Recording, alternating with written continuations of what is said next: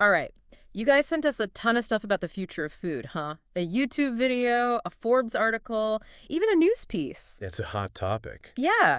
So we're going to dive into all that today and see what it all means. Sounds good. Like, how is tech changing how we grow food, how we make it, even how we think about it? It's pretty wild. Yeah, totally. Okay, so first up, let's hit that YouTube video. Okay. This one features a Professor Jaros, a food tech expert from Spain, who Well, now I know him, yeah. yeah. He runs this new journal about sustainable food tech, which is, well, I mean, that kind of says it all, doesn't it? Yeah, I mean, it's a growing movement for sure. Yeah. Like, we can't talk about food tech without talking about sustainability, Yeah. right? Like, Yeah. they're two sides of the same coin, Yeah. especially when we're, looking at those UN goals for food production. Yeah, for sure. And he, Professor Jaros, makes this point about how regular agriculture, the way we've been doing it, contributes a ton to those carbon emissions. Right. And then you've got food waste on top of that. Like, it's another whole problem. It's a double whammy. Like, we're impacting the climate by how we make our food, and if we just throw so much of it away, it's crazy. It really begs the question, like, how are we going to feed all these people? The global population just keeps growing. Right, right. Speaking of which, that Forbes article, that gets into that, Oh, yeah. Yeah. They really lay out the situation. More people means we need more food, obviously. Then you have climate change and less resources. It's tough on farmers, man. Totally. It's that classic supply and demand issue. But the stakes are so high because we're literally talking about making sure people can eat. Billions of people. Exactly. And I don't know if you saw the stat in the article, but pests can destroy, get this, up to 40% of the world's crops every year. Oh, wow. Yeah, it's mind-boggling, the scale. And the ripple effects, huge. Like prices going up, food security in certain places. Right. It just throws everything off. Yeah, for sure. It's hard to even wrap your head around that much waste. Right. So then AI comes in, right? And they make this case in the article that it could like totally change the game. Like self-driving tractors, little robot swarms that check the crops, even whole indoor farms that are like run by AI. I've seen some of those facilities. It's like something straight out of a movie, super high-tech. Right. It is. But the cool thing is AI can help us like get more out of what we have, Yeah. Make things more efficient. Exactly. Like using less and getting more, which is, key for sustainability. There's that company, Blue River Technology.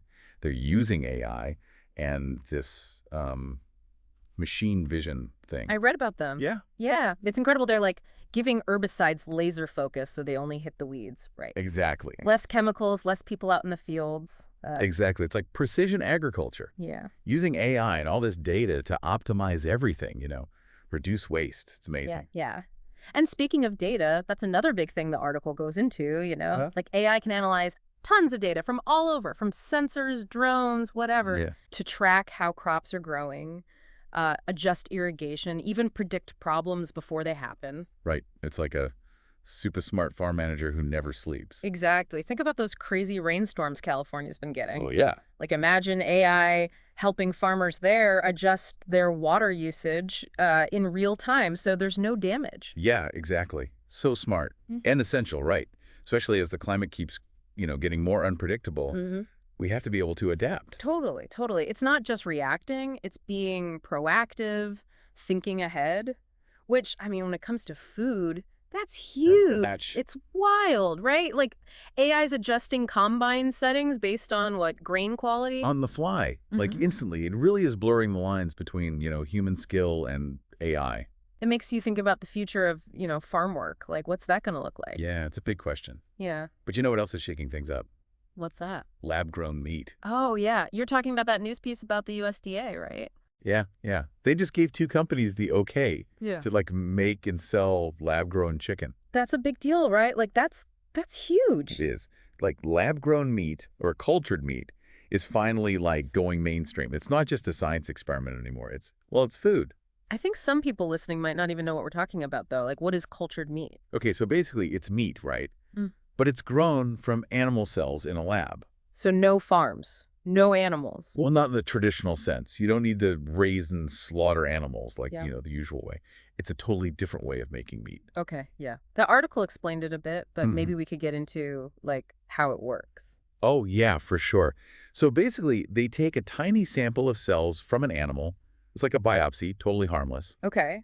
And then they put those cells in this special solution full of nutrients so they can, multiply and grow. Think of it like a high-tech version of how cells grow in the body. Oh, I see. So the cells are like tricked into thinking they're still in the animal. Exactly. And they just keep growing, dividing, forming like tissue. And then they can, shape that tissue into something that looks like regular meat, like a chicken breast or steak or whatever. So it is meat, like literally. It is. Like same stuff at the molecular level, just made in a different way. I can see how that might freak some people out, It's not exactly the image that pops into your head when you think, steak. It's definitely a mind shift. But that's the thing. It is the same thing. Like Claire Baumkamp, she's from the Good Food Institute, she said, and I'm quoting here, it's the same thing as traditional meat, but with the animal taken out of the equation. That's a good way to put it. And that, opens up a whole bunch of possibilities, doesn't it? Yeah, totally. The article mentions a bunch of benefits, less impact on the environment, animal welfare, even the chance to eat, like rare meats. Oh, yeah. The stuff that's not sustainable to farm, the regular way. That's what got me, really thinking about it. Like, imagine having bluefin tuna, but not harming the, wild fish populations. Right. Or like trying some exotic meat that's like impossible to farm. Mm-hmm. It's like a foodie's dream. Totally. Okay, but there's got to be downsides too, right? Like the article talked about how expensive it is to make right now. Yeah. And the energy it takes. And how do you make enough of it to feed everyone? That's a whole other thing. It's true. It's not a perfect solution, and it's important to acknowledge that, right? The technology is still pretty new. There's definitely stuff to work out. And some people are just not going to be into it, ever. They think it's, I don't know, unnatural or something. Yeah. And some are worried about the environmental claims, like, is it really that eco-friendly? Right. And others have, ethical concerns, like, what about our relationship with animals? What are we, messing with here? Yeah. It's not just a simple yes or no kind of thing. Exactly. It's complicated. But the article did end on a hopeful note, though, didn't it? Like, researchers are working on these problems, and as the tech gets better, they think the price will come down. Right.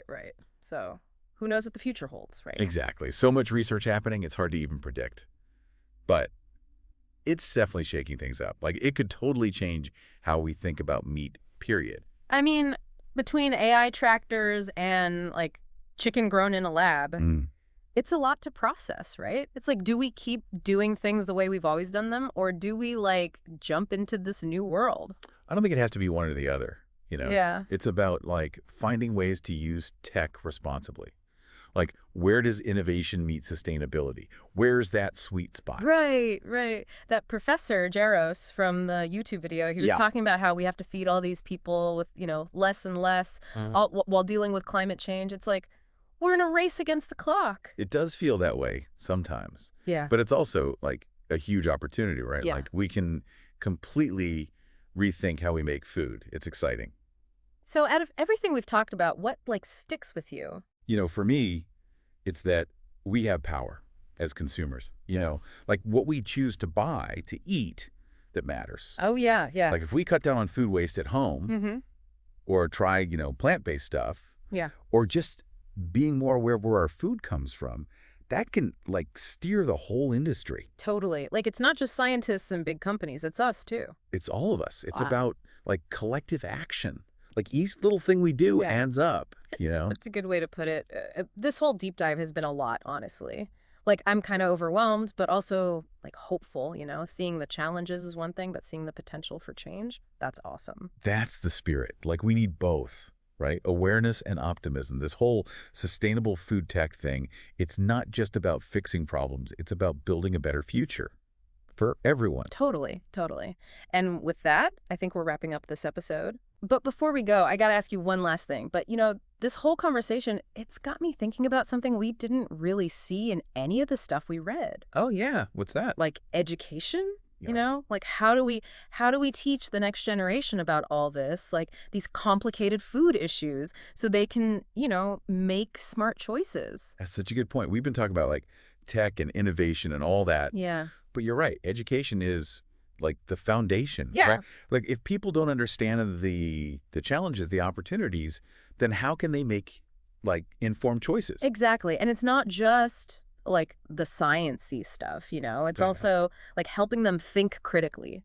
Because there's so much info out there, Oh, right? there are tons. So they got to be able to like sort through it all and figure out, okay, what makes sense for me? What aligns with like my values? Yeah, exactly. Like we're constantly bombarded with messages about, what to eat, where it comes from, how it was made. Being able to like sift through all that, Yeah. that's key, especially if things keep changing so fast. It is. I'm imagining like this future where knowing about food, like food literacy, it's Yeah. just as basic as, learning the alphabet. Right. Like kids are growing up, not just knowing where their food comes from, but like understanding how it all connects, Right. Food systems, tech, the environment. I love that. Like it's about giving people the tools to like actually shape the future of food. Right. Not just, be told what to eat. Totally. Because it matters, right? The choices we make, it's not just about us. No, not at all. It affects the planet, our communities, like everything's connected. It's like this big, beautiful web, right? Yeah. And understanding how it all works, that's how we build a better food system for everyone. I know. I'm walking away from this like with a whole new outlook, man. It's been wild going from AI farms to like lab-grown chicken. But what I'm taking away is like we have power and we need to learn, right? Education is key. Yes. Those individual choices, when everyone starts making them, that's what drives real change. And education, that's what gives us the power to make those choices. So everyone listening, keep learning, keep questioning, and keep making those like mindful choices about your food. Couldn't have said it better myself. Because the future of food, it's literally in our hands. That's a great way to put it. And remember, it's not about like being perfect, Yeah. It's about progress. Every step towards a better food system is a step in the right direction. Love it. All right, folks, that's a wrap for this episode of The Deep Dive. Thanks for joining us. It's been fun. Yeah, thanks for having me. And we'll catch you next time for another deep dive into, well, whatever's shaping our world. Until then, stay curious.